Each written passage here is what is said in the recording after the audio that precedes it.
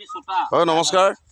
আমি আজি ভাওনা কৰিবলৈ আহিছোঁ মৰিয়নি এইখন কি আছিল দিহিঙাপাৰ ন দিহিঙাপাৰ বাগানৰ একেবাৰে কাষত আৰু গিবন অভয়াৰণ্যৰ মাজেদি এটা ৰাস্তাইদি আমি আহি আছোঁ বাগানৰ মাজে মাজে আহি পেলাই আমি মেলেং পাম। মেলেঙত আমাৰ ভাওনা আছে। 1 মিনিট মই গাড়ী এখন আহিছে, এইখন হয়তো আমাৰ জেনেৰেটৰ ভানখন হ'ব পাৰে।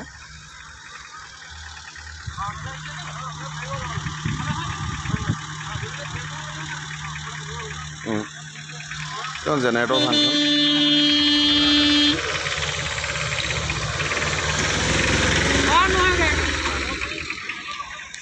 আপোনালোকক দেখুৱাবলৈ লৈছোঁ খুব এটা সুন্দৰ পৰিৱেশ বাগানৰ মাজে মাজে। আৰু এইখন হ'ল গিবন অভয়াৰণ্য, যিখন পৃথিৱী বিখ্যাত, যিখন আমাৰ হলৌ বান্দৰৰ কাৰণে আচলতে আমাৰ যোৰহাটৰ এটা বৰ ডাঙৰ সম্পত্তি, ডাঙৰ গৌৰৱ। সেই গিবন অভয়াৰণ্যৰ একদম কাষেদিয়ে বাগানৰ মাজেদি এই গাঁওখনলৈ আমি গৈ আছোঁ ভাওনা কৰিবলৈ। আজি আমাৰ লগত সংগ এতিয়া বৰ্তমান মোৰ গাড়ীত একদম গাড়ী ফুল হৈ আহিছে। এইকেইটা টিকলা এই টিকলাকেইটাই কৰিব আজি 4 সিদ্ধ। তাৰপিছত এইপিনে আছে আমাৰ নিপন, এই খুব ধুনীয়া ব্লগ বনাই থাকে। বনাই আছো গৰুমাৰ ডেকা সাবস্ক্ৰাইব কৰিব আপোনালোকে। আদিত্য, আজি গৰুমাৰ ডেকা 3জন একেলগে। তাৰপিছত এইকেইটা পোৱালীকেইটা এইফালে এইকেইটা একদম কৰিব, খুব ধুনীয়া অভিনয় কৰে। আৰু লগত আছে মোৰ বন্ধু, তহঁতে এইফালে যাচোন, এইফালে যা। মোৰ বন্ধু পৰম বান্ধৱ কৃষ্ণ দত্ত, যি নাৰদৰ চৰিত্ৰ আৰু লোকসংগীতৰ লগত আচলতে সৰুৰে পৰা জড়িত। আজি নাৰদ কৰে। আহি যোৱাচোন। কৃষ্ণ দত্তক অকণমান চিনাকি কৰি দিব বিচাৰিছোঁ। আমি খুব একদম বহুত দিনৰ পৰা একেলগতে অভিনয় কৰোঁ। কৃষ্ণ দত্ত মোতকৈও এনেই মই যদিও 2য় শ্ৰেণীৰ পৰা ভাওনা কৰিছোঁ বা অভিনয়ৰ লগত জড়িত হৈছোঁ, কৃষ্ণ দত্ত সেই সৰুৰ পৰা ভাওনা সংস্কৃতি বা আমাৰ অসমীয়া যি লোক সংস্কৃতিৰ লগত জড়িত, লোকগীত বৰগীত তাৰপিছত গোটেইবোৰ তাৰমানে একদম সমল এটা ভাণ্ডাৰ বুলি ক'ব পাৰি। আমি বান্ধৱীক অকণমান যিহেতু বহাগৰ বিহুটি আমাৰ বৰ্তমান বতাহ লাগিয়ে আছে, আমি যদিও বাগানত আছোঁ কিন্তু গোটেই পৰিৱেশটো আমি মানে অনুভৱ কৰোঁ যে প্ৰতিটো মুহূৰ্ততেই সেউজীয়াৰ মাজত আমাৰ সেউজীয়া প্ৰকৃতি যেতিয়া সেউজীয়া হয়, সেয়াই আমাৰ বহাগ। আৰু প্ৰকৃতিৰ এই সেউজীয়াখিনিক লৈ পেলাই দত্তক মই এটা যোজনা গাইছো দেই। সদায় মই এইটো ভাল পাওঁ, মানে একদম পুৰাণিক যোজনা। এ দেদাই দেউ চোতালত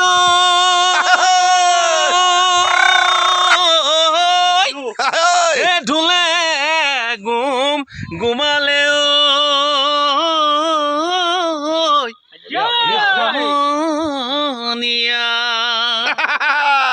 এটি ঢোলা মনে এটি ঢোল চামৰে বাঁহৰ মাৰি সাজি লৈ বাউৰি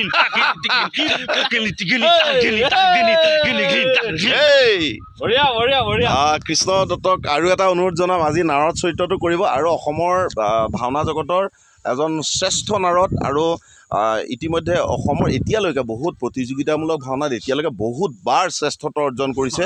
অকল নাৰদেই নহয়, বিভিন্ন চৰিত্ৰ ৰূপায়ণ কৰে। তাৰ ভিতৰতো স্পেচিয়েল আমাৰ কাৰণে অতি শ্ৰদ্ধাৰ আৰু মৰমৰ নাৰদৰ শ্লোক বা কিবা এটা যদি গীতেই গাই দিছোঁ। পিউ পিউ পিউ অমিয়া মাধুৰী হৰিয় হৰিয় হৰি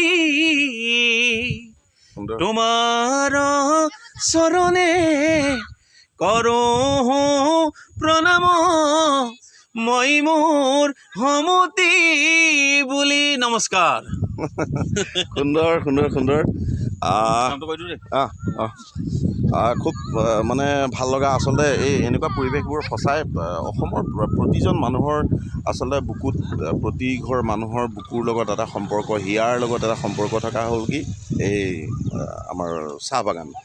তো আমাৰ তাহানি ব্ৰিটিছৰ দিনৰ পৰা যিটো আমাৰ অসমত গঢ় লৈ উঠা এই চাহপাত, চাহ বাগান, তো এইটো আমাৰ মানে ডাঙৰ এটা সম্পত্তি অসমৰ আমি অসমৰ এটা চিনাকি বিশ্বত আমি দিওঁ যে আমি চাহৰ কাৰণে বিখ্যাত এজোপা মৰম লগা চাহ গছ তো আমাৰ গৌৰৱ আচলতে চাহ গছজোপা অকল আমাৰ মানে অকল চাহকাপ খোৱাই নহয় আমাৰ ডাঙৰ এইটো অহংকাৰ আমাৰ গৌৰৱ বুলি ক'ব পাৰি যেনেকৈ বিহু যেনেকৈ আমাৰ ভাওনা আমাৰ স্বাভিমান আমাৰ অহংকাৰ বুলি কয় আমি ক'ব পাৰোঁ আৰু চাহপাত আমাৰ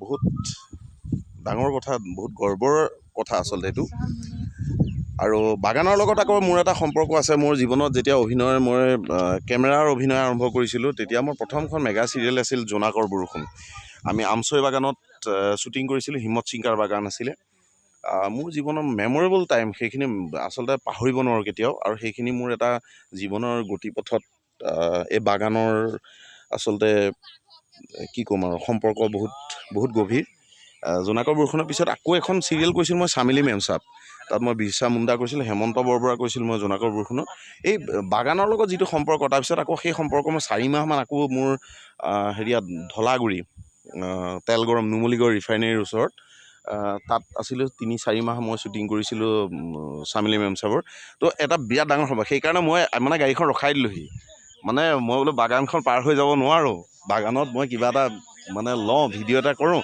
যিটো ভিডিঅ' মই সকলোকে মই শ্বেয়াৰ কৰিব পাৰিম আৰু চাওকচোন ইমান ধুনীয়া পৰিৱেশ মানে সেউজীয়া চিৰিজ গছ এইজোপা